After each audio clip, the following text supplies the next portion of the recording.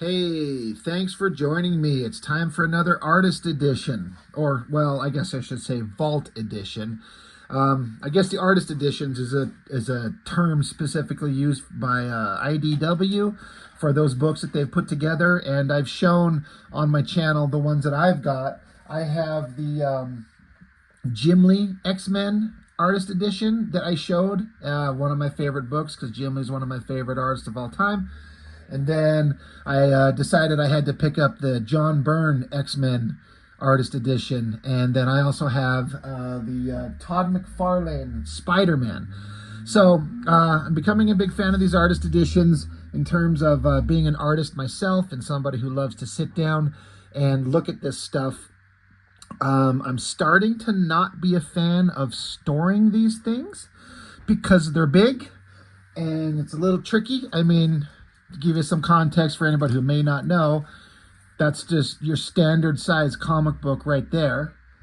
And but what these are, I mean, it's obvious, but again, just for anybody who may not know, is these are scans of the original art. Like straight, clean, or high resolution scans with no cleanup. No like adjusting levels to make the blacks super black and the white super white and removing any fades or yellows or notations. It's how the original artwork looks right now as the artists put it down on the paper with all the little, imperfections, so to speak.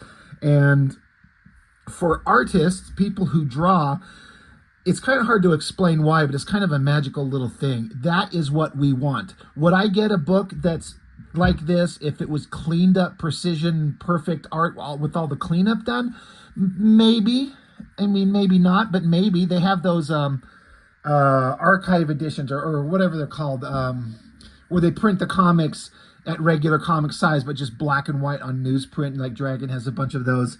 And those are cool, but artists like me and so many other people I know, we want to see what the artwork looks like just as close as we can get to actually looking at the original pages themselves. Like, the artist has them sitting on a shelf. Like me, I draw, and I got a stack of pages right to the side of me here from the book I just completed a couple months ago, and behind me on my shelves is a stack of pages of everything I've done over the last couple years.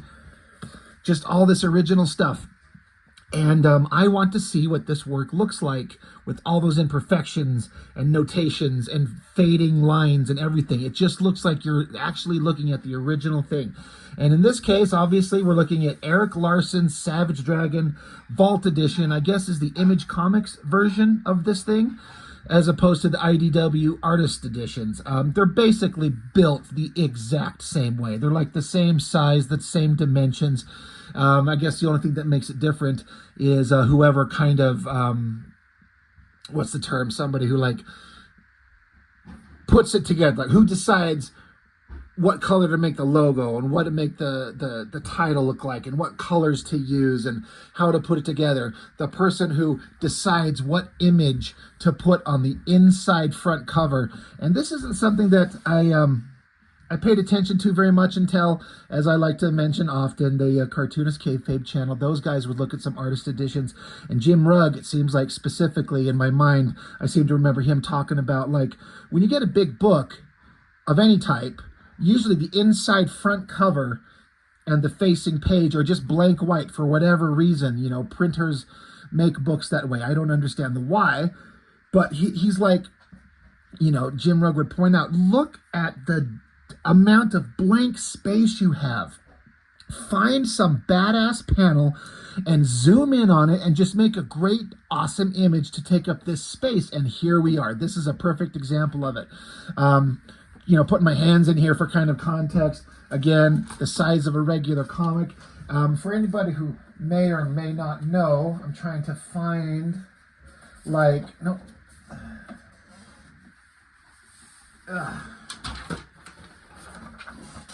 original art, like this is just a preliminary sketch of one of my own things, is done on paper 11 by 17, 11 inches wide, 17 inches tall, and then typically a live drawing space of 10 by 15. So this is roughly, or well, exactly the size of an original comic book piece of paper. This is not Bristol board, it's just light kind of junk paper, but if you see how I put it on here, it's, you know, the same size. So that's one of the great things is, you know, comic art, when it's drawn, it gets shrunk down, obviously, and we like to see it up close at original size, and then these inside pages, you can zoom in on it, and you can just see how rough sometimes these lines are and how abstracty some of the marks are when you get really close in on it. But when you back out of it just a little bit, it all comes together to be this nice, tight, beautiful drawing. So, and sometimes I've seen videos of these artist editions, like including some of the ones that Kayfabe guys looked at, and these inside front cover areas are just wasted. This giant, huge canvas, and just no one thinks to put something awesome here. So I love that somebody, whoever kind of put this book together and made all these decisions, did this. So what a great drawing. I mean, if you watch my channel, you know that I'm a big fan of Savage Dragon, the early years specifically. I know I feel like I have to state that every time. I guess I don't have to, but I do. I am still collecting the book to this day, and I've been collecting it since day one, and it has become, for me personally, drastically less interesting. But Erik Larsen is a dedicated cartoonist. He's writing, drawing, doing everything. He's been doing it for the last, I don't know what, 30 years at this point, and he's just going to go until he's dead. You know, he's never going to stop, assuming, you know, he has the opportunity to make comics. That's what he's going to do. But these early issues of Dragon are just so great. And this book is the original 3-issue? I want to say 3 or 4. It's a 3-issue miniseries, I think.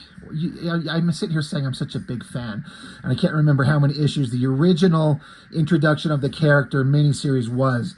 But I don't think about it. I don't just have it in the back of my head. I just, whatever. I love the artwork and I love the story. How many books was it? 2, 3, 4? I think it's 3. We'll see. But this is the original Dragon miniseries, and all the covers, a bunch of pinups, and some pages that I know that I've seen before that went into later versions of the original Dragon story. What I mean is that Erik Larsen did the original miniseries, and then he later released a collected edition, which I have reviewed, I've shown it, where it contained all the original miniseries, but he reshuffled a bunch of the pages to change the order of the story.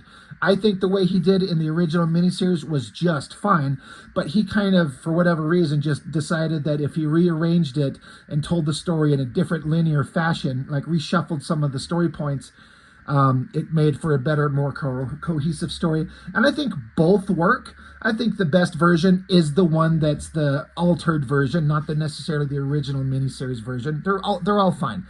But the great part is that when he reshuffled those books, he also added some pages into it. And there are some pages in this book I've never seen before. Or if I did, I don't remember them. I'm very intimately familiar with tons of the pages in this book, almost everything, because I would stare at them over and over and over, like I always did with those original Image comic series, the Wildcats and Spawns and Youngbloods. I mean, I stared at those things so intently for so long because I was a young, aspiring artist. I was an early teenager when that stuff was happening. I'm born in 77, so right at 1992, I'm the perfect age as a kid and an aspiring artist to learn to love this stuff. And so I'm so familiar with the books, but then suddenly there's a couple of pages, I'm like, where did this come from? Where was this at? So I hope, I have to crank my camera mount here back like I do with any of these artist editions, so to be able to get the whole thing in frame. I hope it fits, and I hope my lighting is enough. You know, I don't have it directly on it to give it any kind of a glare. I got it coming down. And I changed the settings on my camera for the first time up to like 60 frames per second and 4K resolution. I'm hoping that makes this stuff come through even clearer. We'll see if that's a mistake when I have to process this video and post it. We'll see how that goes. Love this shot. Close-up of the dragon's face. It's so intense. I know exactly what he's saying in the scene. Looking at this also made me notice something, which I knew that was there, but seeing it in the raw black and white zoomed in, it gave me a different perspective, and something that I noticed in this book, like all this zipatone stuff, these lines, this kind of gray tone stuff on one side. I've never used it. I've never seen it. I've seen it used. Kayfabe channel, they show how to use it, where it's like these sheets of stuff that you would lay on top of the original artwork, and it has this pattern. And then you take like an X-Acto knife, a really sharp blade, and you cut out these sections that you don't want. So it gives it like a gradient. So you got the white, you got the black, and you got a gray tone with these lines in it. And having seen that and then flipped through this book, I'm actually shocked that Erik Larsen, he uses this zipatone stuff all over the place. Sometimes just a little bits and pieces here and there, sometimes in big obvious places that I didn't even know. So to the average person, may not even notice or care, but I was kind of shocked, like I was saying, at how much I noticed he was using it in this original run that I didn't realize he had been doing all this time. So kind of interesting to me, but great intense shot, all these veiny kind of whatever the fuck you'd call these things in the neck. He's got the veins and the muscles and all this anatomy that's not exactly based on reality, but enough that it reads, you know exactly what you're looking at. Anyway, Jesus, let's get into it. Erik Larsen, creator, writer, artist. Chris Eliopoulos, letterer. And this Josh Eichhorn. I'm sorry, I'm probably butchering that. It's funny because Larsen, as I understand it, this is one of Erik Larsen's buddies, his good friend, and he's put this guy's name in with the funny kind of little tagline in all his issues of Dragon forever, every time, just as like a funny gag. I don't know. Great shot there, but we'll kind of talk about that one when we get to it. But again, looks like a big zoom in on what some of the original artwork. It's a little bigger than the actual artwork, so zoomed in to look awesome. And so I think that they threw this in here because this is the original page 1 to the miniseries. When you opened up the cover and you had the credits page on one side, and then this page here was this image. It's Dragon leaping into battle against a villain, which is a great way to start a book for sure. And then several pages into it, you come to this page. But again, Erik Larsen shuffled them around, and he now has this page as page 1 of the story. And you can see up here on the top, it says page 8, but then it's kind of like marked over, and then some other type of marker line saying page 1, if you can see that up there. Yeah, checking my camera here. So this used to be page 8, but now it's page 1. And every page in here, in the first bunch of them, like I just randomly flipping through it, page 3 became page 35 because of the way he shuffled the story around. So that's just interesting to me. Another little random interesting thing, almost every page in this book, with the exception of very few, if you can see on here, it's on Marvel Comics paper, which, I mean, Image guys wouldn't have, as I understand it, Image Comics eventually got their own paper, and if I remember what I heard correctly, the art boards for the Image guys used to be spectacularly amazing good paper. And you think that that wouldn't be such a big deal, but I mean, there's good paper and then there's extremely high quality, better stuff. And I've never used personally, as far as I know, anything that'd be considered high quality, amazing stuff. I just buy these Bristol board packs of paper at my local art shop. This stuff, most people see this, Strathmore, Bristol. And let's see, it's the 300 series. I consider it pretty freaking good. It's the best stuff I've ever drawn on, but it makes me wonder about that famously incredible paper the Image Comics guys had. But they wouldn't have it to start. They just probably have stacks of blank Marvel Comics paper because that's what they were doing. So, not that it matters. It doesn't make a difference. It's paper. But, you know, it's tagged with Marvel's logo on pretty much every page. But yeah, starts out with Dragon naked in a burning field. That's how the character is introduced. Even though this isn't page 1 anymore, since it's here and zoomed in again, you could see like the blue pencil lines, like the rough sketch laydown that he does, and then there's some yellowing going on through here. I wonder if it's whiteout. It kind of looks like through some of these places through here that maybe it's like whiteout painted over. I don't know. It's interesting. It makes you wonder how he did some of these things. But I love how these raw scans have all these crazy little imperfections. And then looking at it, the pure white of the paper, and then this like faded kind of cream color of the original art.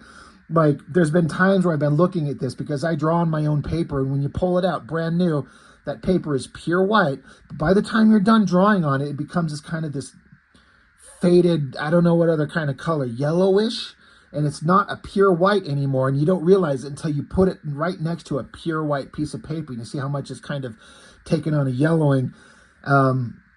But it's such a high quality scan. You almost like, I've almost felt like, God, it feels like the original is actually sitting right here. So this is as close as you'll ever get, unless you know Erik Larsen or any artist personally, to seeing what the original art looks like. So I'll try to do my best to not try to recap the story, because I've done videos on all these books and gone over it in detail as far as the story. But like I was saying, the zipatone that Erik Larsen uses, getting to see the work in black and white, you can see where he's added it on the back side of the shoulder there, under his pectoral muscle there, all over the side of his face there, to add this shadow, this lighting. And I actually really like that. I think that looks so neat because, you know, it's nighttime, and so it looks to me like he's implying rain and lightning outside in the window, and it's dark. And so when the colorist, you know, does the coloring, that all helps sell the scene. But Erik Larsen wants this heavy shadow, and how else do you do it except by cross-hatching it or throwing in just a straight heavy black, which maybe is too much, but the zipatone gives it this really neat gradient, like this gray tone, a mid-tone. You got white, you got black, and then the gray. And it works really well, but it stands out so prominent on these black and white pages. I don't know if I noticed that on the original, in the original comics. I just find that really interesting. I also love the expressions that Erik Larsen's able to get out of the dragon. Like some artists, some big name artists at Image especially, could not draw emotions and expressions except angry or stoic, you know. But to kind of put like a subtle kind of emotion in the eye and the mouth, hand gestures, Erik Larsen is a master. I know he's not everyone's cup of tea. I can't believe that anyone, I can understand if you don't like his style and you don't like his comics, or maybe you just don't like him either, but how can anyone not look at the work that he does and not go, this guy is a dedicated, hardworking professional with a lot of skills, even if you don't personally like the art in terms of your own personal taste. Like, this guy does it all. More of that screen tone up in there. Great stuff. So, yeah, almost 18 minutes in, and we're barely getting going. This thing will take an hour. I set aside the time. I told my kids, I'm like, kids, I got a long video to make. I'll try to be quick, but again, just seeing it in black and white just gives it a whole new kind of fresh perspective. I love this big shot of Super Patriot beating the shit out of nondescript randos. Really neat looking. I've always loved that shot of the dragon there. I mean, it's obvious when I say it, like, oh, look, he's wearing a shirt, and see how he renders it differently versus his hairy arms and the big muscly texture.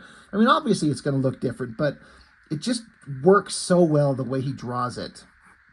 And then more of that zipatone on the side of his head, where it's that sheet he puts down, then he cuts out those pieces to give it that gradient on the side of his head. But then down his body, he decided to ink it with the classic tool. I know I've always got it sitting right here to use as reference. I mean, I actually use it, but I think he mostly is a Hunt 102 guy, and then some brush, at least in this era.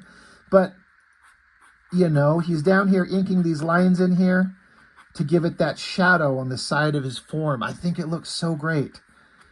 And I look at all this stuff, I'll probably say this a lot, seeing these pages, the ink work, and the drawing going on, it like makes me want to draw. It makes me want to sit down, get out some pages, and start inking some shit. It's so fun. More great expressions on the dragon. Love that sly little smile there and there. That shot of his head has always been one of my favorites. More of the screen tone on the side of the fin. I always have to point it out. So few other artists get the fin right. Erik Larsen, of course, does all the time. But so many other artists would come along and not pay attention to the way he drew it, and it always would come across looking kind of dumb, basically because they leave out this front part here. This fin needs to be protruding forward, and people will draw it going up, and so it just looks different. Great page. Again, this is one of my favorite shots of the dragon. That awesome shot on his face, and then the ink line, the textures in the background.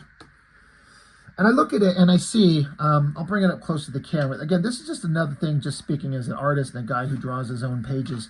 I see things like this. See how in the bottom corner there, those cross-hatching lines go over the border? Like, he's not worried about, like, stopping right at the border of the panels that he drew in here. And I like that because it would be such a pain in the ass to throw down these lines. You kind of have to throw them fast. The slower you go, if you try to do these lines and go slow, you're going to get a wobbly, janky, weird-looking thing. So you get down here and you throw them with a kind of a quick snap. So he's down here doing these lines, and of course you're going to cross over the border. And on the original artwork, you know, a person might think that it's cross, you know, you're going over the border. I wish I don't have the books with me right now, but I was wondering if those lines are still like that in the original printed book, or when they went and cleaned up the artwork, if they cleaned up that edge. I'm actually kind of curious about that. But again, love that face of the dragon. Simple shot of the character here. Again, just cross-hatching the lines out. What's funny is I look at this, and you know, I've given old Mr. Liefeld some kind of shit for doing things very similar to this. A standing figure here, and then the lines just kind of cross-hatch out into the feet to fade out into nothing. Here's Erik Larsen doing the same thing, and for some reason I think it looks a million times better, even though it's essentially the same thing. But Erik Larsen is paying more attention to shadow and form. He's got the hand coming forward here, and then some shadows underneath that hand there, and he's got a shadow across the hip here, and then cross hatches, and the lines get thicker and heavier. It indicates like the implication of a light source, and then creates form.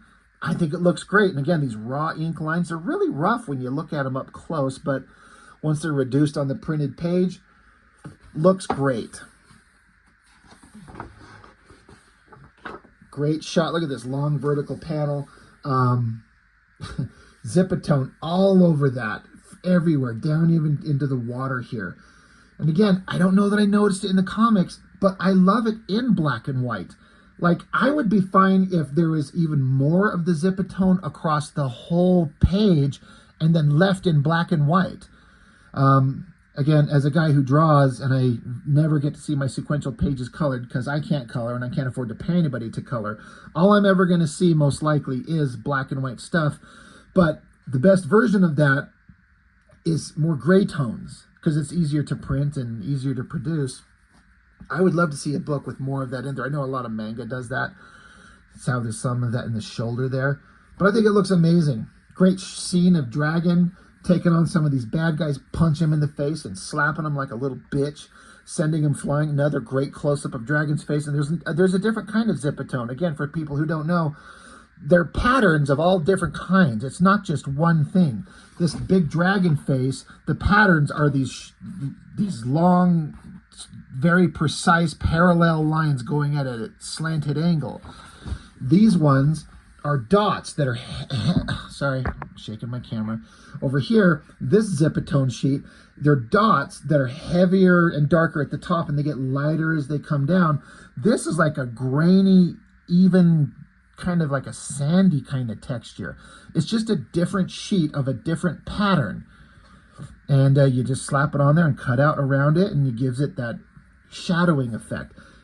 And how else would you do that? Again, if you don't use these Zipatone, all you can do is get your pen and throw in some lines to create shadow and gray tones. And it can look good if you know what you're doing, but this is just a different way to get a different effect. And like I said, I'm repeating myself, I'm just surprised at how much Larsen was using it all through this thing. Big explosion. I talk about how I'm not necessarily a big fan of sound effects in the comics, but there are places where it's needed for sure. For me personally, if I were to do this page, I don't think I'd have the big badoom sound effect at all. Because to me, and the way I function, I'm probably in the minority, and I'm probably hurting myself. When I see the scene where these two are in the building, the guy's freaking out, and then it's supposed to be a page turn and a shock that the building they're in just detonates, I kind of hear the explosion in my head. I don't need to read a big giant badoom that's covering the whole page and covering the art. But I do also understand that it's a classic thing that sells the image, the sound combined with the pictures.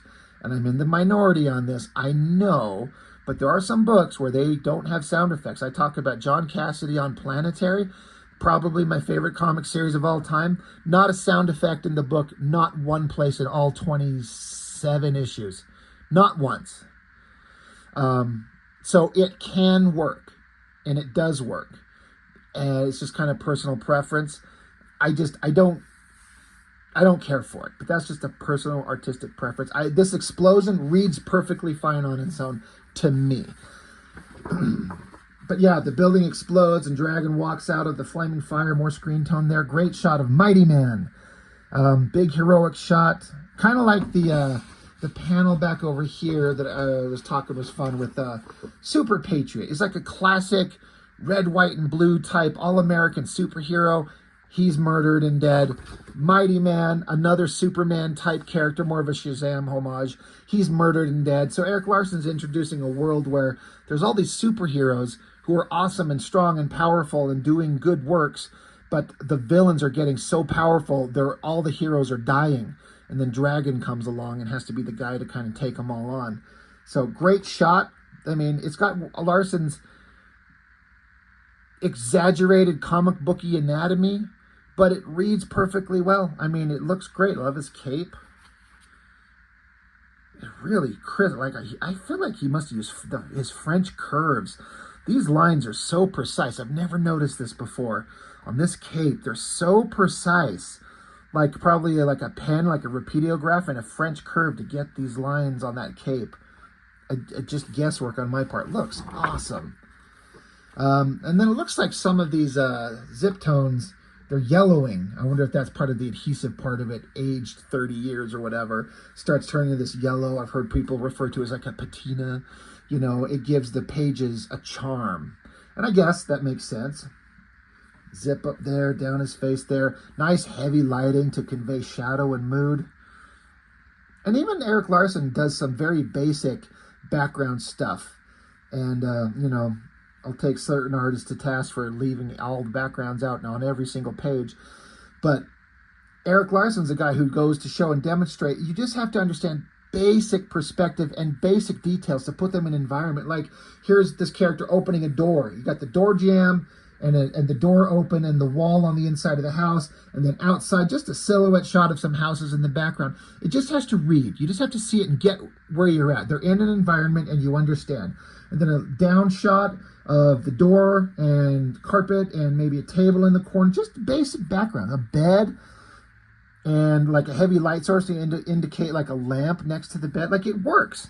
It doesn't have to be the most hyper detailed, realistic backgrounds you've ever seen. There's just to be enough there to get it to read.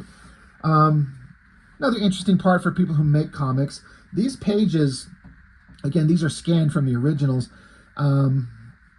I would prefer personally if the lettering was not on the pages, and I know that's blasphemy. I know that.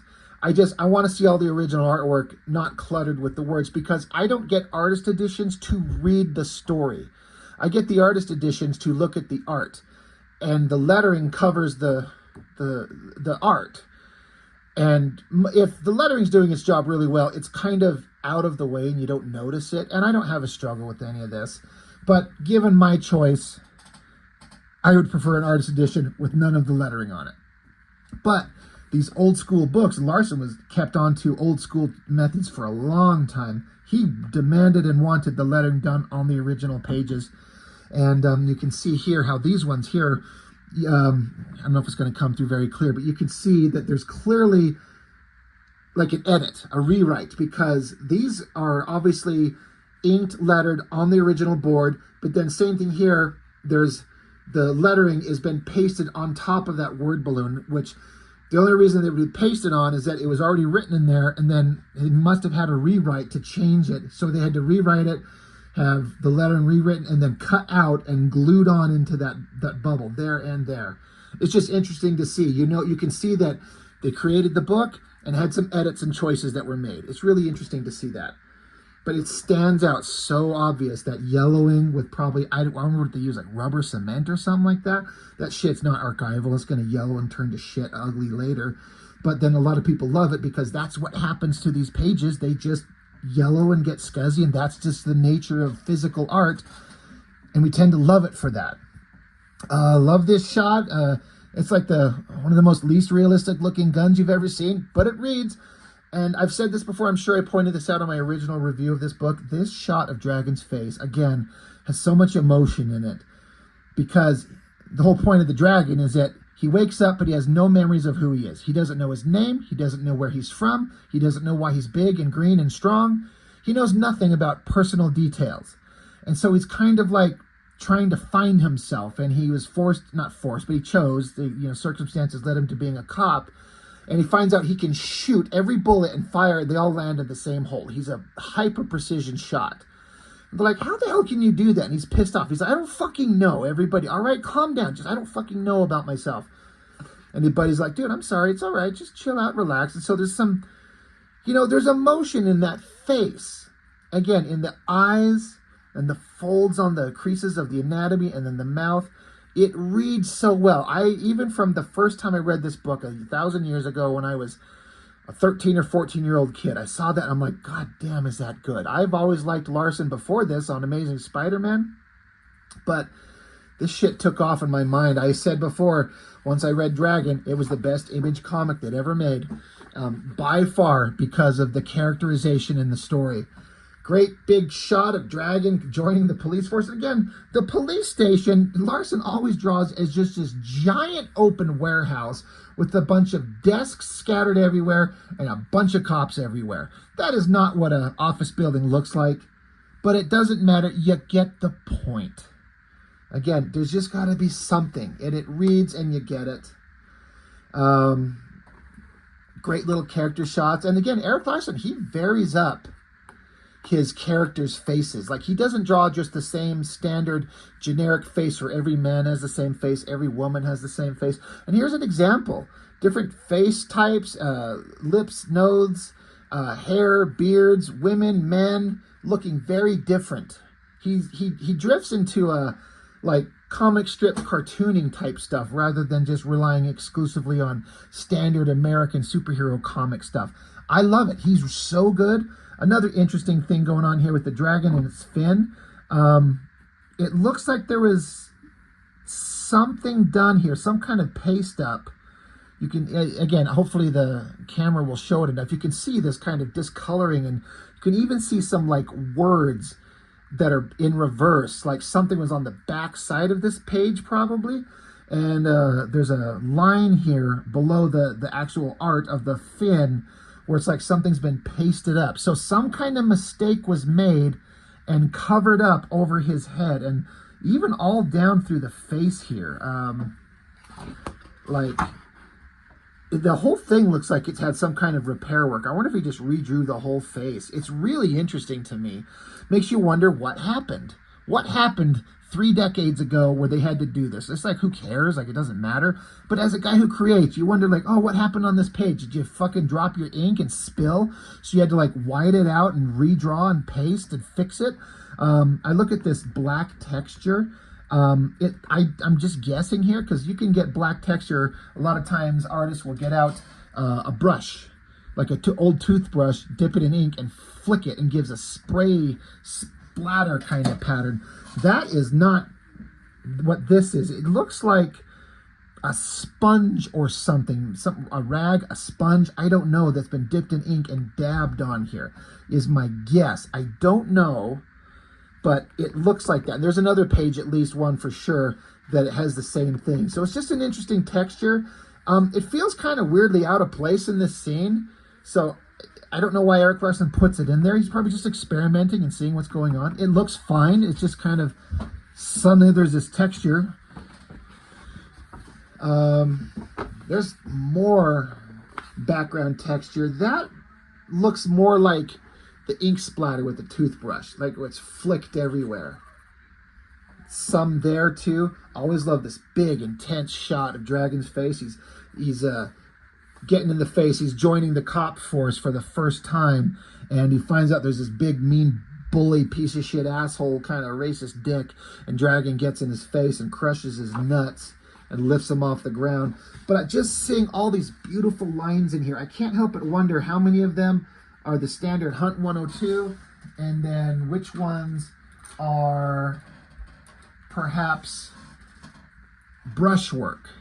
You know, you got the two. If you get a brush with a nice sharp tip, you can get lines similar to the Hunt 102 if you got a nice sharp brush. So again, just as a guy who creates, a maker, I'm just curious as to what he uses on these, but it looks so freaking awesome. It looks so beautiful. Love this stuff. I love the look on the guy's face as Dragon's crushing his balls. Another great shot of his face right there. That's awesome. Another, like, lower legs coming down, and they're just like, oh, fuck it, cross-hatch it out with some really rough, sketchy lines. I think it looks great.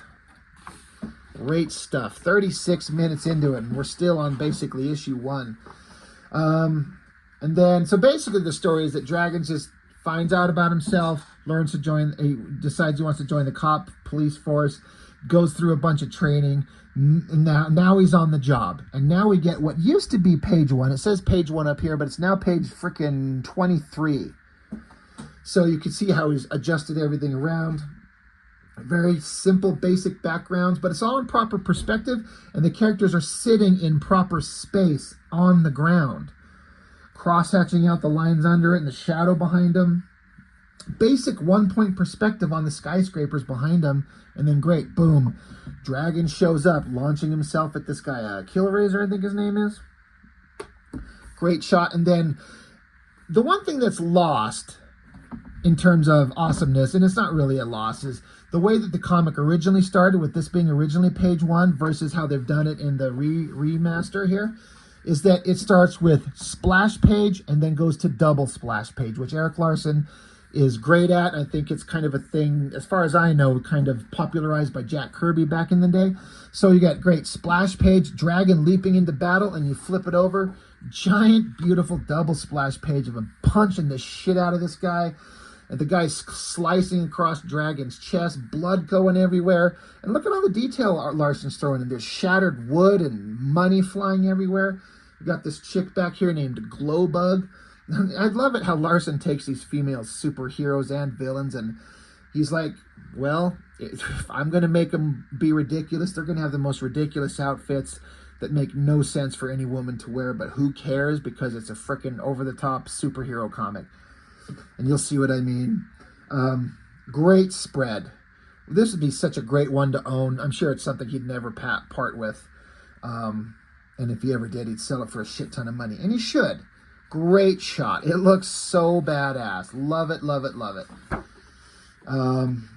There's kind of like, you know, the girl's got basically like a little thong swimsuit outfit on. More of that zipatone that's yellowing on her little leg there.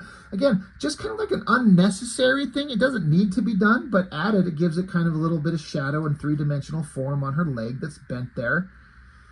But, yeah, she tries to fight. Dragon punches the shit out of her, and then Killraiser keeps slicing at Dragon, so Dragon gets pissed. Headbutt, fist to the gut, big, massive shot. Again, this is like, you know, the thing that Mr. Liefeld gets praised for so much is his big, energetic action shots that he does in his art that are big and in your face and powerful. And I submit, I've said this before, Erik Larsen does it just as good. This is very much a Liefeld-like. I've seen this kind of shot before. A guy punching and the guy taking the hit, flying back at you, flipping upside down. And where Liefeld excels at that, Larsen's right there with him, just as good, if not better, in my opinion. It's all right there. I love the chunky lines in the border. It's fucking badass. Love it so much. And then the guy lands and gets mouthy with Dragon and starts talking a bunch of shit. And then here's where we get that great shot that was on that early front page where Dragon just... The guy's like, why should I do what you say? And Dragon just says, because I say so. And the dude's like, okay, yeah, good enough. You win. More Zipatone, the one with the lines like I was talking about, and then this one's just a dot pattern, just an even flat dot pattern, not one that's got a gradient on it going from dark to light. Great shot. I love that face shot so much. It's such a like iconic, perfect shot of the dragon. And then these are pages that were, I think, part of, I don't think this was in the original miniseries, but part of like a one-off that he did somewhere else. I'm almost certain of it. This page is familiar, but I'm almost certain this was not the original miniseries. This character called Doubleheader, because he's got two heads, one on top of the other. It's really funny. And then this page, I saw this one in this book. I don't recognize this one at all. Not at all. I'm like, where was this that I missed it? So I know I've seen this reporter. She shows up at the end of issue 3 when Dragon beats the ever-loving rock piss out of Liefeld's character. But I'm looking at that. I'm like, that's new to me. And I'm like, well, maybe I'm just forgetting, but I tend to remember this shit. So I like it. And then this one, I don't know that I recognize this one. So it feels like a new page to me. Not this one. I know I've seen this. It's just basically showing how Dragon's on the job all the time, and he's got so much to do. It just never ends, and he's just getting tired of it. Pretty badass. Now we jump into a very familiar scene where there's a hostage situation. One of my favorite scenes. Is it in issue 1 or issue 2? God, I should have got out the original books to kind of go along with it. But Dragon shows up. Great shot of him armoring up, getting big old guns. Again, it's kind of like a Liefeld vibe, right? I mean, every one of these artists did this to a degree, but isn't Liefeld the one who kind of is most known for like guys with big belts of random ass weapons and big ass guns? You know, kind of got it going on here. Dragon just jumps into the air, takes off, and then one of my favorite splash pages right there as Dragon is just flying in the air, coming over the roof of the house and smashing in through the top to take them out. I think in the original miniseries, I could be wrong. I'm sorry, I should have the books out to compare. I think it went from this to that. And then in the remastered, recollected collection book, this was added there. I'm almost certain of it, but again, I should have done some research, but I just was so excited to get into this book. But he just smashes down a bunch of bad guys and some hostages, including somebody who's dead. All the bad guys are like, shoot him dead. Well, Dragon just unloads with the gun, but Dragon's such a perfect aim with machine guns at less than 5 feet distance. He shoots all the guns out of all these bad guys' hands. Doesn't kill one of them. This one, he wounds him, shot through his hand and his arm, but still disarms him. Pretty badass stuff. Gets a bullet from one of the bad guys, hits him in the eyeball. You could read that as him shooting a laser out of his eye.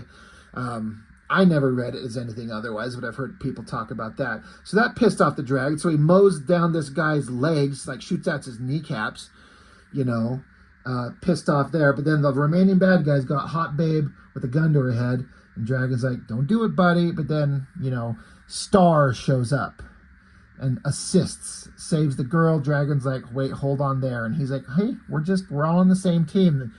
There's a lot of villains and bad guys and criminals out there, but there's still other heroes out there, and he's one of them. And so Dragon just kind of lets him go. So that's awesome. This is another page where I feel like this was not in the original book, the original miniseries that was released. I feel like it just ended. The scene ended there, and it does. It can end there. It doesn't need more. It's just like it's over. It's done. But maybe for page turn and page count, he needed to add something there, so he just does this big overhead shot. Now, there's your ink splatter.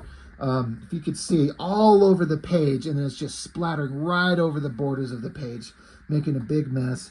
Now, I feel like I'm remembering correctly that Dragon did not kill these guys. I mean, I think Star actually says it. Says, nice shooting, 23 down and wounded, 0 dead. So yeah, these guys are all down. They're not moving or talking, but it's just a great splash page showing what a badass the Dragon is. And then this is a 100% new page. I feel like I've never seen this. And the art style for Erik Larsen's a little different. It's a little more angular and less rough. than some of these other pages. God damn, does he draw these girls with the biggest tits you've ever seen. I mean, Erik Larsen doesn't care. He's going to draw huge boobs, and you're going to like it. And I do. But that's something that I've never seen before. This is an added, not part of the original miniseries. And then we get introduced to the super villains of the series. More yellowing, Zipatone in the background. On to book 2. I believe that was the original page 1 to book 2. Again, it's splash page, double splash page. Dragon going through basically a sewer. I love the drawing effect of the flashlight in his hand and the way that Erik Larsen draws these curves and these little circles and these lines to give it that look of a light, like a flashlight. I mean, and the way it would kind of reflect in a camera lens. It's this weird, distorted kind of lines. It looks great. I love the shadow silhouette of his fin up here.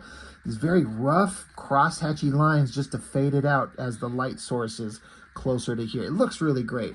But yeah, splash page and double splash page. The gross villain Arachnid. Again, look at this texture up here. Again, it looks to me like, not like flicked on with the toothbrush, but looks like a sponge or something, and it's dabbed on. This is one of my favorite splash pages in terms of the black and white artwork. When I got this book the first time a couple days ago, I sat here and just stared at this and just marveling at how everything here just comes together. It's so creepy and gross and awesome. It's kind of cluttered, but in a way that works, and then you come to focus on the main villain here, and then the perspective comes back to have Dragon approaching. This thing looks great. I just love everything about that. So good. And of course, he says one of my favorite lines, because Arachnid's not impressed by the dragon. He says, Arachnid's got pieces of guys bigger than you in his fecal matter. Which just, as a 13-year-old kid, I laughed. At 47, I'm still laughing at that line. It just makes me giggle because I'm stupid. But big fight happens. Lots of heavy shadows and crazy textures as they fight in this gross underground sewer. Dragon sucks the shit out of his face. Again, he's got more of these, he's just covered these sound effects all over the place, and sometimes they're hard to read. Harok, and what is this big sound effect back here that goes behind Dragon's fin? I can't even read what it says, so I can't even decipher what the sound is supposed to be. I don't get it. This Arachnid shoots webs out of his hand, so it says Fabrush, and then choom, choom, choom, choom, choom for the gun, wham, whatever, whack.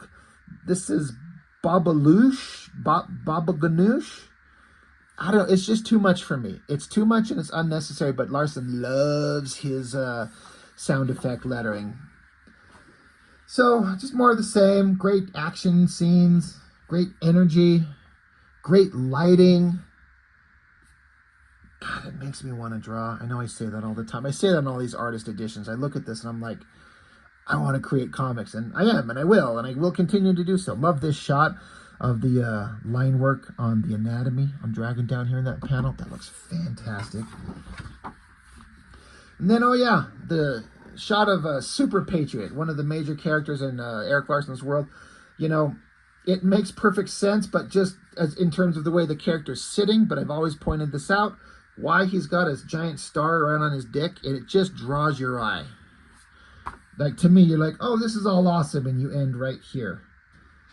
It's just an interesting choice. I think the shot looks great. The story is awesome. It all fits together really well. More great basic storytelling going on. Reverse shot between the two characters. You understand who they are and where they're at. Basic one-point perspective on this hallway, like the apartment that Dragon lives in. Got a door, got a handle, putting a key in it. It all works. Love that shot on Dragon's face. Looks fantastic. Dragon gets pulled away. He's hitting on the hot blonde. So he's got to run off. And then, I don't feel like Erik Larsen loves drawing cars. I think very few artists do like drawing cars or motorcycles or anything like that. It's such a pain in the ass. he put in the effort on this one shot on the motorcycle. I mean, Dragon's sitting there, big, heavy shadows on his body, and a pretty damn good-looking motorcycle, and the engine and everything. But that motorcycle disappears instantly. I'm sure he was like, all right, he'll show up on a big old Harley, but fuck drawing that thing again. Love the heavy shadows on this. Love that shot. That shot of Dragon's face, and specifically the way he renders the reflective look on the glasses, is something I adopted for a while as a kid, trying to draw that stuff. And it works. It reads. I like it a lot. And the heavy shadows again, I think it looks great. But then the big time villains of the story, they show up here, and they're trying to goad Dragon into coming out and getting into a fight. So you got Mako, the big shark guy, and I forget his fucking name. These other guys, but Mako, they're murderous assholes. They just throw human bodies like rag dolls. But look at the use of space and energy and composition that Erik Larsen uses. It's so masterful. Again, even if you don't like his physical body renderings, his ability to choose an angle to pose a character in and have the villains back here and throwing bodies, like, that's a complicated thing to draw. It's basically 2/3 of the page, and it works. It reads so well. Erik Larsen. Oh, yeah. So it's Basher, Hellraiser, and Mako. That's the name of the characters. That's right. There's the front inside cover that I was talking about way back here at the very front. This shot here. It's where they zoomed in on that shot right there. So more great action. 3 panels divided where it's one scene, but the 3 separate panels to show how Dragon stops in mid-jump to flip over around the bad guy who's holding a little kid hostage. Dragon grabs him by his head and slams him into the ground. Such great, energetic superhero action fighting. And it just continues. Dragon, for the first time, really gets his ass handed to him right here. He's facing against some bad guys got real power. Dragon's a powerhouse, but so far as he's kind of only been up against mid-level guys. But now he's at the top-level guys, and they're slicing the shit out of him. He gets knocked back. He's bleeding. He's like, you guys are tough. Yeah, you're doing pretty good. I'm hurting, but I'm still standing. And then suddenly, boom, Super Patriot, Mr. Starnuts. He shows up out of the blue. Another big, giant sound effect I feel like is unnecessary. More great use of the zipatone and the gray right there to give a shadow to enhance that explosion coming from behind him. But yeah, Super Patriot. He shows up. His arms transform into super powerful guns. He starts blowing the brains out of the bad guys. And Dragon's like, dude, stop. We can't murder these guys. Stop it. And so Super Patriot, he's like, well, you must be a bad guy too. So now Super Patriot's going to kill Dragon. Just love all the storytelling. That's the thing about Erik Larsen's stuff, is that his storytelling, never once have I ever been confused about what I was looking at or not been able to follow the story. I think that's maybe his greatest strength in a way. Great shot. Love all these ridiculous pipes. It's not complicated. They're just cylindrical shapes to indicate giant gun barrels, multiple gun barrels on one arm, holding up Dragon, who's either unconscious or faking unconscious. I think he's probably out. And then his cop buddy tells him to freeze. Hold on, that's a cop, you dumbass, because this guy thinks of himself as a good guy. So it makes him stop for a second. He's pausing. And he's confused. I've talked about why in the story that's happening. But it gives Dragon a moment to reach up and crush the guy's face in. Bam! Which knocks him on his ass. But the Dragon picks himself up, and he's been bleeding so much. He bleeds out and falls out unconscious. And I love this shot of him lying there. I actually kind of had this scene in mind when I drew a major character in my fan comic dying in a panel. And I didn't look at this, but in my head, I was kind of imagining this. I love that shot, the way his big muscular body is lying on its side, the curve to it, his head kinked off to the side. His fin is even flexing as it touches the ground here. It's just a beautiful shot. It looks so good. Another big, giant overhead shot pulled away to kind of show all the destruction that's happened like we saw before, just to kind of pull away and just get a lay of the scene of what's happened. And then Super Patriot picks himself up on automatic. His cybernetics pick up his unconscious body and get him out of there. It's good stuff. We're approaching an hour, so I mean, I'm trying to like not take too long, but I know some people out there want to see this in detail, so I hope that you're still with me. I hope I'm not boring the shit out of you. I love these things, so I'm indulging myself on these artist editions. This villain at the start of issue 3, his name is Inferno. His entire body is like fire, so he's employing this Kirby crackle, and it makes me wonder how he did these dots. I wonder what he used to put all these dots in, because I'm sure he's not taking something. It would be so unbelievably tedious to like draw little circles. You get something with like a round tip and just dab it and just touch it. I've learned to use Q-tips. I learned that, I can't remember where I read that from, but you get Q-tips and dip them in ink, and you can get a nice, even, round, circular shape. And if you're a little bit lighter, you can get a smaller one. Then you can take that thing and kind of smudge it into a circle and get a bigger round shape and get a nice approximation of Kirby crackle. So, interesting texture. Again, a villain with a wild, weird design and a great, identifiable, unique texture to his body. He shows up, splash page, double splash page. Erik Larsen loves it, and so do I. And I love this shot. The villain looks awesome. The laser beams coming from his hands. The spotty dark textures in his body. Dragon jumping up out of his bed, because he's obviously been some time that's passed since he got his ass kicked before. But, and again, I love the heavy shadows on the dragon, kind of enhancing the light source coming from the bad guy shooting lasers. But yeah, this guy shows up to kill Dragon. Dragon just jumps out of the way. One fucking punch to the skull, right into the wall. The guy's out. That is awesome. Love that big shot right there. All of this looks like, I bet Erik Larsen's just having the time of his life drawing this shit. Like, he looks like he's having fun. Love it, love it, love it. It's more of the same. We get to be introduced in full to the main villain of the story, like a third-rate Doctor Doom looking guy. Name's Overlord. Overlord became one of the best villains. Honestly, I'll say the best villain in all the original, like year one Image comics. He started out as a walking cliche, looking like a Doctor Doom, bad guy in a metal suit with a cape and a hood, talking evil shit. And I went over this at length in the actual book, so I don't need to spend too much time on it, but he's introduced, and there's build up to the guy. We don't resolve this character and have Dragon and Overlord face off in this miniseries, nor do they face off until issue 7 of the regular series. But by that time, they've built up, and the payoff was incredible, and by far Overlord was the coolest villain out of any of them. No Violator, I can't even name any of the fucking dumbass villains in Wildcats or Cyberforce or Youngblood or anything like that. They're all just walking cliches. And so did Overlord look like a cliche, but he paid it off because Erik Larsen knows how to write a comic. The hot girl that Dragon saved in the previous issue with the huge boobs, she shows up and she wants to suck him off to say thank you for, rescuing him. For him rescuing her.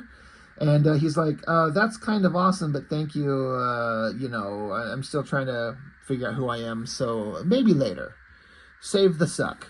We'll call that on. We'll do that later. Great storytelling. Again, he'll go in what 15 panels on this page to get some, emotional storytelling going on. It works. And then one of my favorite parts, probably like my favorite thing, is again, Dragon's back on his feet. He's out of the hospital. Another great shot of his face and that kind of way of rendering the reflective parts of the glasses looks awesome. Dragon's becoming popular. People are hearing about the green dude, the big, strong green dude with the fin on his head in Chicago that's kicking the shit out of villains. Word's getting around. So this hot reporter, she wants an interview. And she's saying, please. But then, out of the blue, boom, boom, boom, right there. Bedrock from Youngblood shows up and punches the shit out of the dragon. I'm pretty sure I said this in my original review of the book. Everyone loves Bedrock and says he's the best Youngblood character. Whatever. I'm not going to tell you. I'm not. Whatever. It's fine. The idea of Bedrock is interesting in as much as he's like a 12 or 13-year-old boy that drank a potion and got this giant rock body. But the problem is for me, and again, I'm repeating myself. I've said this before in other places, but for sake of this video, he never seemed like a kid. He seemed like a young adult talking like a douchebag kid, but like a douchebag adult, like a young adult, like a 20-year-old kid who doesn't know anything, but he's an adult doing big dangerous stuff. And I'm like, it never reads like it's a fucking child. And that's the point of the character. He's a child in a giant monster body. And Erik Larsen has written the only version of this character that I've personally read where that characterization feels exactly correct.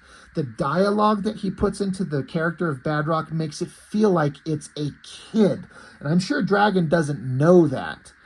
But it reads in the dialogue, and if you know that's how the character's set up, for the first and only time that I'm aware of, Bedrock, his Bedrock, he had to change his name to Bedrock, but it read as if this giant monstrous member of Youngblood was actually a little child who doesn't know shit about the world except punch. So he shows up to punch Dragon, and he's like, oh, look at that fin on your head, too cool. So what are you, an alien or something?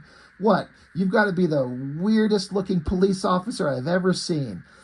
He says, get up, let me see what you're made of. So that all reads like a child. All the other dialogue from the other villains and characters feels like adults talking. This feels like a kid. So thank you, Erik Larsen, for being a writer. But basically, he's showing up. He hasn't said it yet, but Bedrock's showing up to beat the shit out of Dragon to see if he's tough enough to join Youngblood. He doesn't say that yet, but that's what's going on. So Dragon just assumes he's some villain because Dragon's constantly assaulted by superpowered villains of all kinds. So Dragon's like, fine, let's go. Punches him right in the fucking gut, smashes him on his head. I love all these motion lines and the energy of that impact. Sends Bedrock flying. So then he comes charging at him. Always loved that shot. Erik Larsen also draws one of the best versions of Bedrock ever. Like, he makes him look awesome. It works. It looks almost like a Erik Larsen type character that Liefeld designed here. But these guys beat the ever-living piss out of each other. So smashing through walls, and the fight just goes on through all kinds of places. We get this interrupted shot where this scene was drawn exactly in an issue of Spawn. I feel like it was penciled by McFarlane. These look like McFarlane drawings for sure, but inked by Larsen. Just to show that these characters all exist in the same universe. You got a character walking around in a trench coat and a hat. It's Spawn. I'm surprised he's not crying like a little bitch like he always did in those early issues. But just showing these characters all exist in the same universe. You got Dragon, you got Bedrock from Youngblood, you got Spawn. And as a kid, reading these, you're like, oh, they're awesome. They all live in the same universe. This is so great. Like, when are they going to run into each other? Dragon and Bedrock keep fighting. More great action shots. Love this shot, again, where it's one scene but divided into panels as stupid Bedrock comes running and Dragon just kicks her over him and kicks him in the ass to send him into a wall. Dragon outthinks the dumb, strong kid, and he goes flying out of the building. And apparently this hospital they're in is up on a high skyscraper right next to a cliff and an ocean. I mean, it doesn't make sense, but I don't care. It works. I love this shot of how Dragon, Bedrock is down in the water and he pauses because Bedrock's not coming back up, and Dragon's not going to let somebody die. He's not going to just leave him down there to drown. So being the good man that Dragon is, he's got to check it out. Love the energy of this shot of him coming down. That looks so fucking cool. Almost like Dragon flying like Superman. Another one of my favorite panels is he hits the water, just sploosh down in there. Bedrock's just waiting. Apparently he can hold his breath a long time and just sucker punches Dragon right in the face. Boom. Great action. Dragon is pissed, hammers at him, picks up Bedrock. Great shot. I've always loved this shot of Dragon, this little shot of him balling up a fist, picking Bedrock right up off the ground underwater, and punches his ass out of the water. And then this shot of him jumping out of the water, so well drawn. Love it, love it. And then Bedrock eventually here starts saying like, hey, stop fighting, stop, hold on, chill the fuck out, stop. So Dragon's like, what the fuck? Okay, stop. What are you doing? This is where Bedrock explains, I just want to see if you're tough enough to join Youngblood. All this damage, all this destruction, this fighting, collateral damage, putting people's lives in danger, or Dragon being a responsible cop, and a grown-ass adult. He's so pissed off. One of my favorite double-page spreads. He just beats the shit out of Bedrock, knocks his ass down, super hard punch. I guess this is one of those places where the sound effect, I guess I don't hate. It works. It sells the moment. I would be perfectly fine if it was not there. I would still like to see all of this drawing without all this lettering over it. But it's fine. It works. Dragon's pissed. He's like, that's the stupidest thing I've ever heard. And Bedrock says, it happens in Marvel Comics all the time. You picked a fight, cost thousands of dollars in property damage. He's so mad. And so Bedrock's like, oh, all right, I'm sorry. Can I go? I remember saying this in the original video, and I just want to point out that shot of Bedrock right there might be my favorite shot of his face ever drawn. It looks exactly like the character, but he's got real emotion on his face. He's kind of like confused and embarrassed.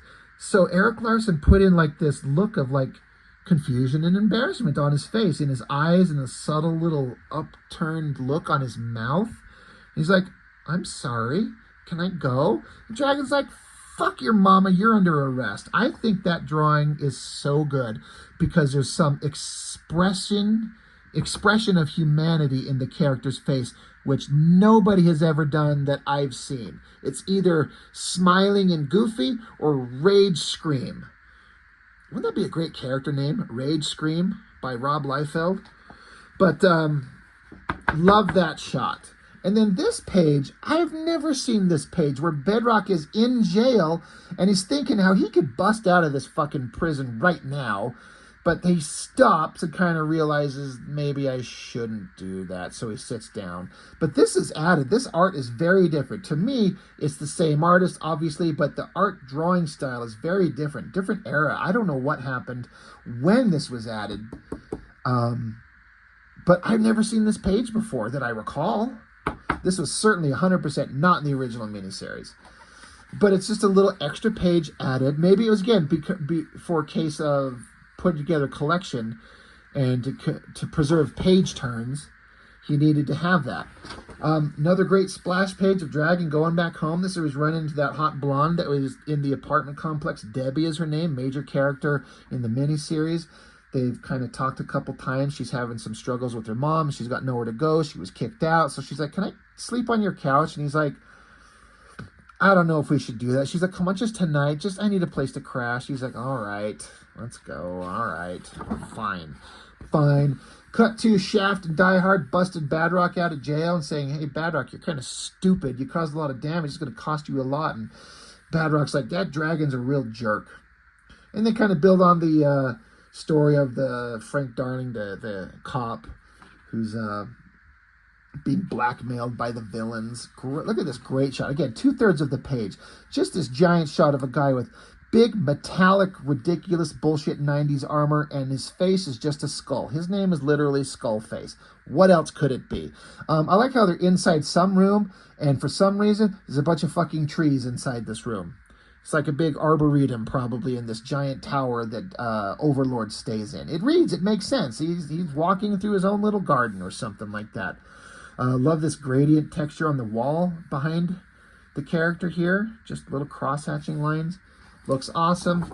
We get into like one of the pivotal scenes of the whole Dragon series. He let this girl who's barely knows, and it's silent. No words are needed. It's just visual storytelling.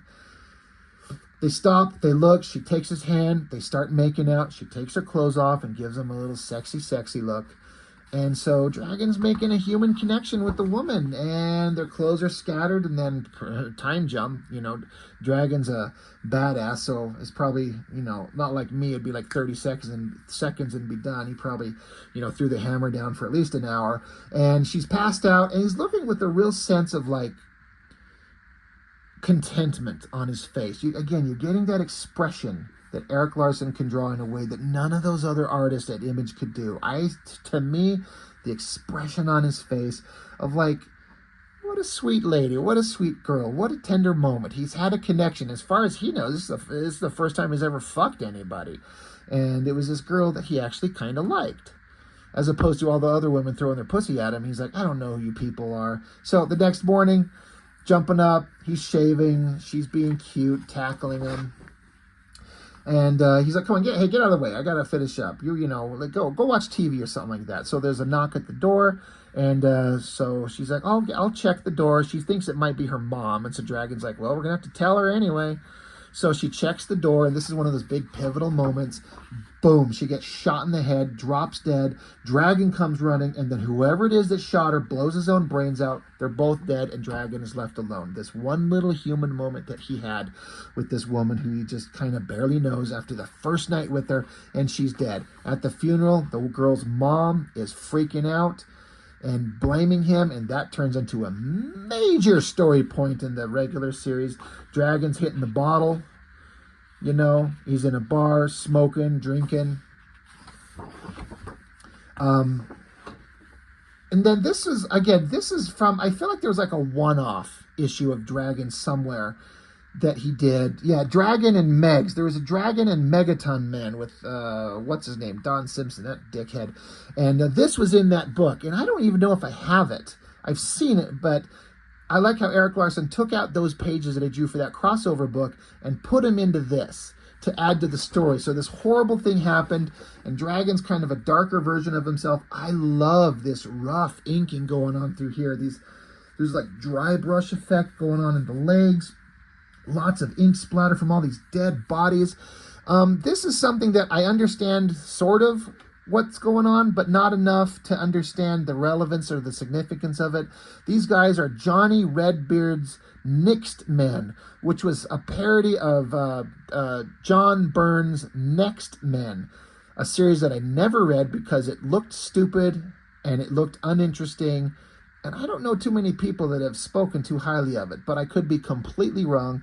But I know that Erik Larsen and John Byrne had some kind of big feud. Those guys did not like each other. And so Erik Larsen's throwing in like obvious like alternate versions of those characters with the logo that reads very much like the Next Men. And Larsen's got something to say. So I don't understand the scenario. I don't know that I care. Whatever. It's funny, but as a double page spread, that's pretty epic. That dragon shot looks really cool. And then it just keeps going on, how Dragon beats the shit out of them. They all run, you know, he kicks the shit out of them. Always love this shot of Dragon. Not a huge fan of the mustache. I mean, it works, but yeah, I think it looks better without it. But it's a great drawing. Look at these thick lines on this cross-hatching in the background.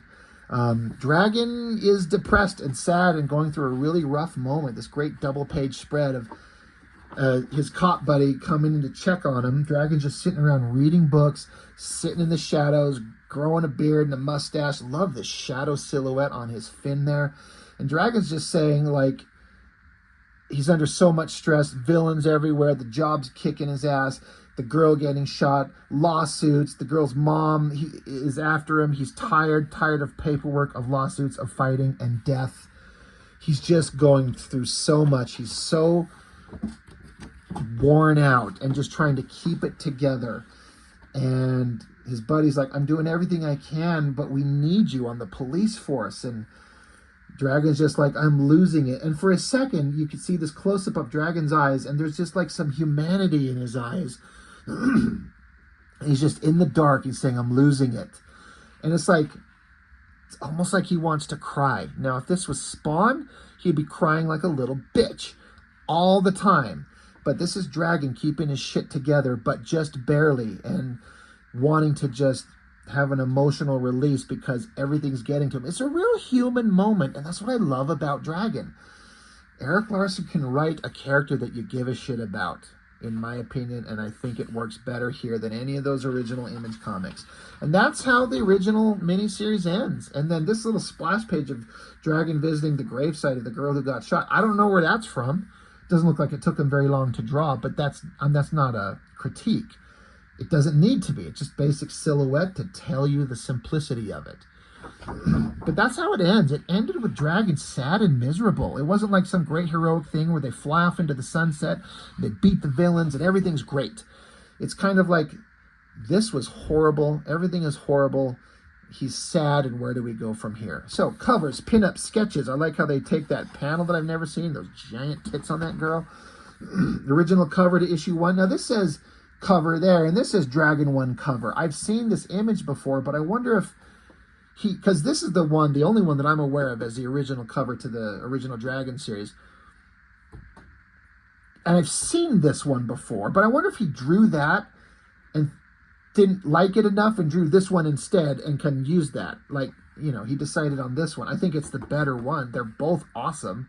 I just don't know, you know, what's what. This one's on Marvel Comics paper, and this one, Image Comics paper. So that's interesting. And here, it may not show up very clear. It's an ink wash, like dirty ink water with a brush. Maybe not dirty ink water. Maybe takes clean water and ink and mixes it to make a wash like a professional instead of me using my fucking dirty glass here. But it's just interesting. They both say covers for issue 1, and this is the one that was used. They're both great, but I think he made the better choice on this one. So, great cover shots, Dragon looking awesome. And then covers to issue 2. Again, both of them say issue 2, but this is the one that was used. And then this one, I don't know that I've ever seen this. This is new to me. The Killraiser, no, what's this guy's name? Hellraiser, is it? I can't fucking remember these guys' names. But his black hair is like an ink wash again, which is interesting. And they got the glow bug character and her little booty hanging out. But again, never seen this image before. So that's interesting. Marvel Comics paper, Image Comics paper. Issue 3, the one that he used fighting Bedrock, which looks great. And then the version that I guess he was going to use, issue 3, with the Super Patriot character on the cover. But I wonder if he was originally thinking, I want to keep Bedrock a surprise. So he put Super Patriot on there, but then you're supposed to be surprised when Bedrock shows up. I don't know. I wish I understood why it's, you know, issue 3 cover, and then there's one of each. One on Marvel paper, one on Image Comics paper. But I think the ones that he chose are the better ones. Great shot of Bedrock there. But this is awesome. Dig that a lot. Another issue. It says issue 4. Now, Dragon was only 3 issues, but this says issue 4 cover. So I wonder if Erik Larsen originally thought he might have 4 issues, and this is where he was going to introduce, you know, Liefeld's Youngblood character showing up. This is certainly fine, but it's not great. I could see he did the night sky with just all these black dots, and then I guess the colors would come along and select all that and invert it and make the sky black and the stars white, I would guess. It's certainly fine, but it's not better than the other ones. Simple shot of Dragon and his dead shot girlfriend. It says issue 5 cover. So did he think he was going to go 5 issues? It literally says The Dragon on Image Comics paper, issue 5 cover. Like, I mean, really curious as to what he maybe had in his mind to start. Pinup, I feel like I've seen this. I think this is in maybe the mini-series. It's just a fold-out pinup inside the book. Just a great, simple, basic shot of Dragon jumping. I think it looks awesome. I've seen this before. Not sure what it was to. But Dragon with the Freak Force characters. And I know all of them. Dart. Rapture. The fucking alien with the Q-tip antenna. I can never remember his fucking name. Super Patriot. Mighty Man, the girl that could bounce around. But who is this, like, lizard girl in the bondage gear and then, like, the alligator dude? I don't recognize these characters. That's a pretty awesome shot. Dragon looking really cool. So, fun. I feel like I'm pretty sure this is another just couple of pinups that were in the back of the books. Great drawings, all of them. This has, like, a Marv Sin City kind of vibe, and I was just because he's in a sewer with lighting and a trench coat, and I'm just you know, conjuring that out of nowhere. But it's kind of awesome. More of that Zipatone stuff going on. Great stuff. Giant double page spread, and if this is the size of the original, so these are like a big close-up shot of the dragon spread across 2 pages with all the background writing of Image Comic stuff, Supreme Brigade, and all the creators like Liefeld, Silvestri, Lee, Lars. You know what I mean? That's fun. Big giant shot. Again, just another random one from 1991 of Dragon just standing there. Never seen that before, but it looks great. I love this. It's like it says Savage Dragon Baptism of Fire cover, and that's I think the title of the miniseries of where, you know, Dragon was introduced. Never seen this cover, and I love it. This heavy shadow, this uplighting, casting a shadow, and it's like an ink wash back here, and then it turns into cross-hatching to fade out, and then like razor blade scratching across the top. Never seen it. Love it. And so that's one of these great things about these books, is throwing in stuff in here I've never seen before. So cool. Love that so much. Another shot of Dragon I've never seen. It's got a very Simon Bisley kind of like Lobo type stuff. I'm very uncultured and unaware of a lot of Bisley's artwork. I mean, I've seen some of it, but I've never not seen a lot of it. But I know enough to see that in this. Heavy ink splatter across the top. And then the inking going on here with like the ink, and then even some white media, some whiteout or whatever. It's almost painterly. It's kind of like painted in. It's not like crisp precision inking, tracing over pencil lines to get line weights and cross-hatching and values. It's really expressive. It's wild. I dig it. Another just great shot. Dragon just standing there, reminding you what a fucking badass he is. Almost to the end. And then the cover to the collected edition that I got that had all of those pages kind of reoriented for the first time and into the basically the way that this book is put together. That's a great cover shot there. Not sure what that's from, but that's funny because that's like a cartoon characterization of Erik Larsen himself. You know, got his ass handed to him by his own creation. Love it. And then we're basically at the end. There's Erik Larsen, just a picture of him working on some pages, and breaks down who and what he is and what he's done. I love this kind of ink splatter thing with the logo, the fin. Looks awesome. And then we're at the back inside cover with a big zoom in close-up of the character. Really cool. And then the back cover, that the one I was saying looked like a Sin City kind of vibe. That looks awesome. So, hour and 22 minutes to go through this thing. I knew it would take forever. I knew I'd probably talk a lot about it because I just love this stuff. Thank you if you've stayed the whole way through. I know some of you will. Some of you like this stuff and like to see these artist editions. And I appreciate anybody that kind of hangs out and watches these things with me. And for the artists of us out there, the creatives, this is the greatest stuff. You know, it's one thing to actually have a comic and read it. That's magical in its own way, but when you create and you draw and get to see the original work, it's like getting to see behind the scenes, the magic, how everything's made and how it's done. I love this stuff so much. So I've got the Jim Lee one, I've got the Todd McFarlane one, the John Byrne one, now the Erik Larsen. They've announced next year sometime, Mr. Liefeld throwing together a Youngblood Vault edition. I will 100% be getting that. That should be interesting because, you know, I've been very critical of his artworks and how there was certain levels of his work, End of New Mutants and X-Force, that I think looks good, even though there's tons of weird shit. But then the farther he got away from that, and then the early Youngblood was kind of fine, but then the farther he got into it and into his later years, I'm just not a fan of it. I don't like it. But Liefeld did a video where he was talking about how they're putting together the book, and he had out all his original pages, and he showed some of them on his video on Instagram in the black and white. And I was looking at them, I'm just like, God damn, those look kind of good. Those look really kind of neat. So I'm really, really curious to see the Vault edition of Liefeld. Why in the hell is there not a Mark Silvestri artist edition at this size of the original artwork? God, somebody put together his Uncanny X-Men and Wolverine work. Please, Lord, do that. And then Image Comics, do a Vault edition of Cyberforce and Darkness and whatever. Like, it's a crime against artistic humanity that Silvestri does not have one of these. It has to be in the works somewhere. It's crazy to not. Jim Lee, McFarlane, Larsen, Liefeld, they all get one. Hell, I mean, Portasio, I would look at that, you know.